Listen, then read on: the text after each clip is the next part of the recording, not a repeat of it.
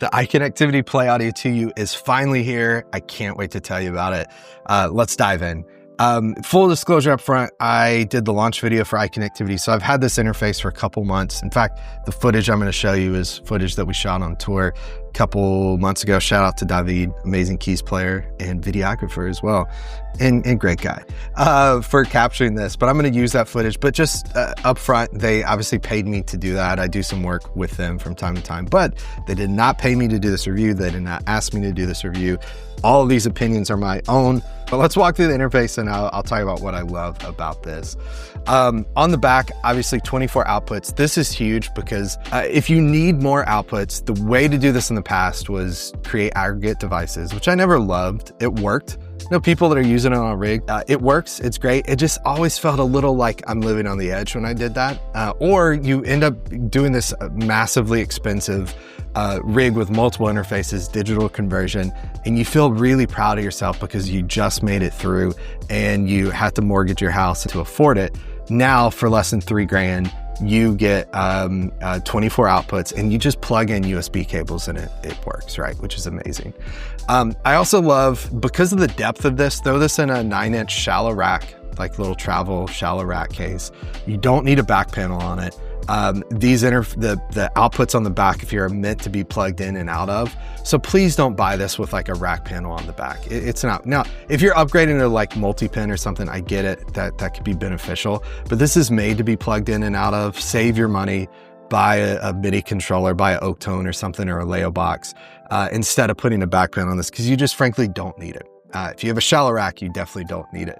On the front though, flipping this around, and we'll talk a little more about redundancy. If you're unfamiliar with what that is and how that works, we'll talk about it in a second. But we have our 4 inputs, and this is huge, that work with mic or line inputs.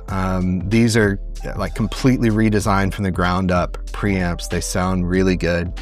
What I like about this is if you're trying to do vocal processing, instead of a bunch of different pieces of gear that you need, you would just plug into this, and it does a couple things. One, it splits your signal to multiple computers automatically.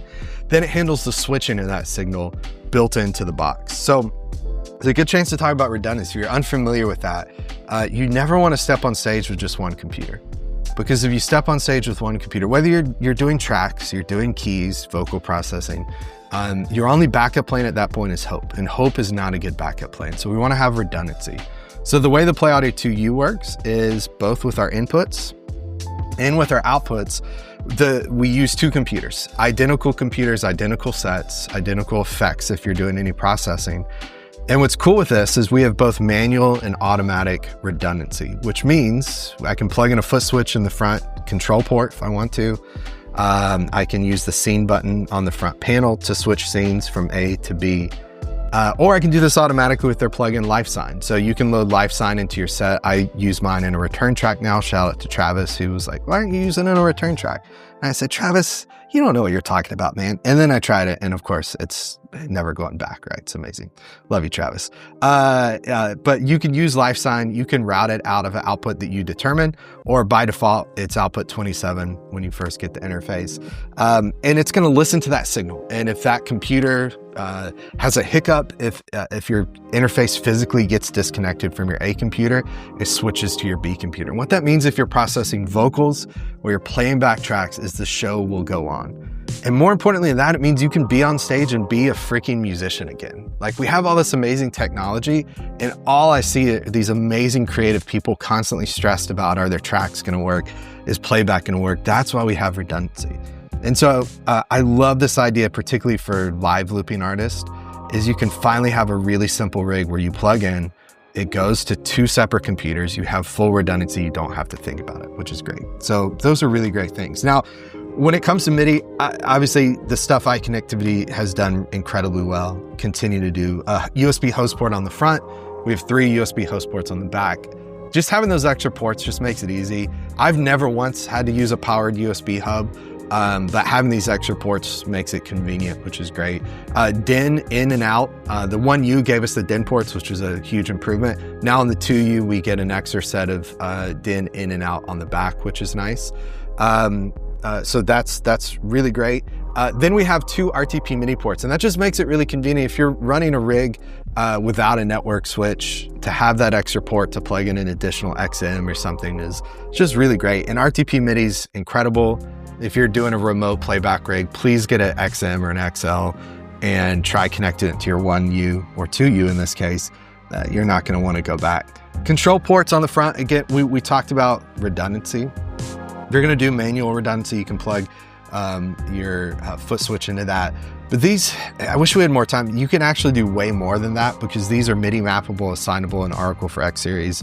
Side note, first thing you should do, download Oracle for X Series, free control software from iConnectivity. They keep improving it. They keep getting it better and better. I don't know if you guys remember the days of iConfig.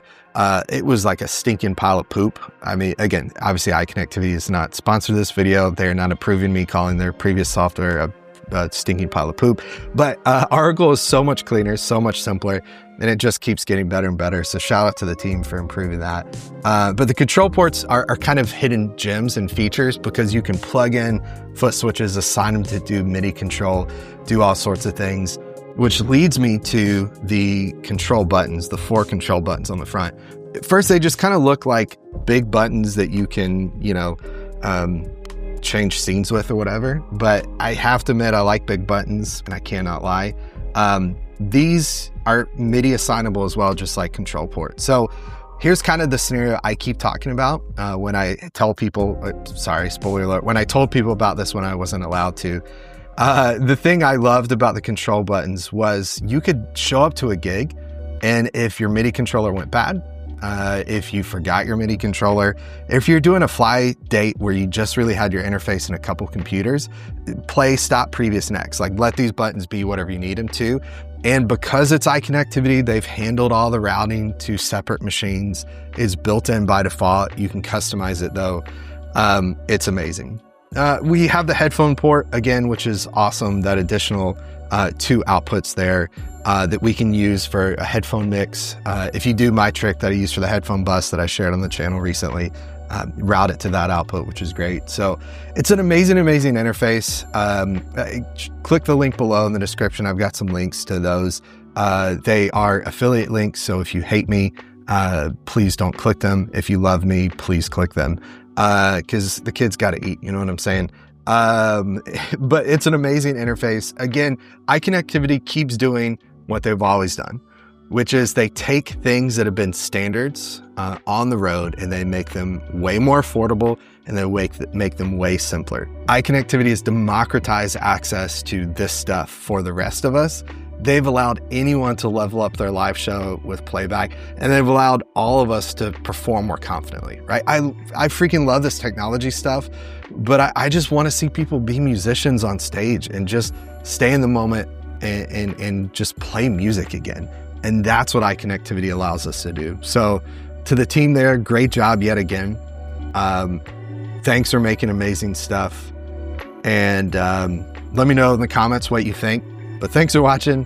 Y'all have a great one. Check out this interface. It's pretty amazing. See you on the next one. Bye.